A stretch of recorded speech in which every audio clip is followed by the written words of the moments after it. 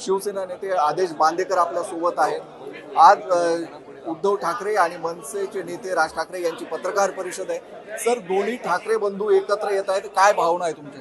खूप चांगली भावना आहे आणि काय सांगणार, काय बोलणार, पत्रकार परिषदेत हे काय व्यक्त होणार हे ऐकण्यासाठी आम्ही उत्सुक आहोत। 20 वर्षानंतर ठाकरे बंधू एकत्र येत आहेत, ही सगळ्यात महत्त्वाची। आणि महापालिका निवडणुका म्हणजे याआधी दोघं वेगवेगळे लढलेले आहेत, त्यानंतर आता ज्या प्रकारची परिस्थिती आहे सगळी महाराष्ट्रामध्ये, मराठी माणूस बाजूला फेकला जातो, या सगळ्या परिस्थितीमध्ये ठाकरे बंधू एकत्र येतात। कारण ठाकरेंनी मराठी माणसाला मुंबईमध्ये, महाराष्ट्रामध्ये स्थान निर्माण करून दिलं, या पार्श्वभूमीवर एकत्र आहे, काय सांगा?